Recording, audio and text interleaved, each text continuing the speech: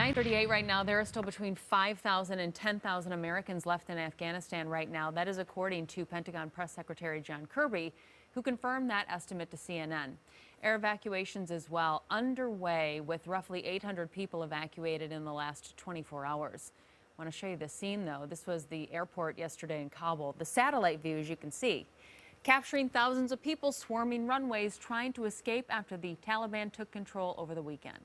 Well, and bringing Q13's Brandi Kruse now. This is an ever-changing situation. I understand a bipartisan group of senators sent a letter basically urging the U.S. to do more to protect Afghan citizens. Yeah, and more Afghan citizens. And Travis brought this to us as breaking news just a few minutes ago, but diving a little bit deeper into this letter. So this was sent to the Secretary of State, of course, Anthony Blinken, and the Secretary of Homeland Security, Alejandro Mayorkas, from a number of Democratic senators, including both senators from our state, Murray and Cantwell, along with a handful of Republicans. In the letter, I'll just read a portion of it to you. They wrote, in part, "We strongly urge you to create a humanitarian parole category specifically for women leaders, activists, human rights defenders, judges, parliamentarians, journalists, and members of the female tactical platoon of the Afghan Special Security Forces." These senators clearly of the belief, and likely rightfully so, that those are all individuals who would be targeted by the Taliban if they were to be left behind.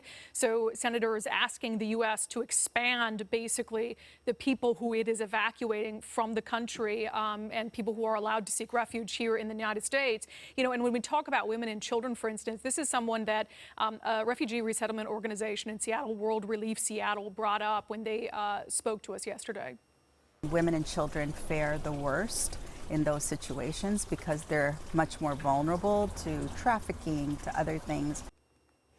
Yeah, and so obviously that's a concern. You want to get those individuals out. So you have a lot of different interests on the ground, right, that the U.S. is trying to balance and trying to do so quickly. You have Americans who are still in Kabul. You have SIV holders. So these are individuals who worked for the U.S. military during the 20-year war, who were basically promised, you did this for us, we're going to get you to the United States where you can be safe. And then you also have all these other categories of people where there's a huge concern that the Taliban could go door to door and target them and even kill them. All right, so our state is no stranger to doing this. It sounds like Washington State has helped sort of rehome and resettle a lot of Afghans that have helped the military over the past 20 years. Yeah, so although we're having this influx, this is a process that has been slowly taking place since 2014. And I got some new numbers from the governor's office this morning. So as we look at those numbers, remember, these are specifically Afghans who helped the U.S. military since the 20-year war began. So since 2014, about 4,500 who held a special immigrant visa have been resettled here in Washington State. And about 350 of those have happened in about the past year, since October of 2020. So obviously, given the fact that we have been a place where Afghans have settled in recent years, we are going to continue to be a place where Afghans are going to settle. You know, I mentioned World Relief Seattle. There are plenty of ways for you to help if you choose to do so, up to and including providing a temporary home for refugees when they come here for a couple weeks until more permanent housing can be found for them, paying for hotel rooms, things like that.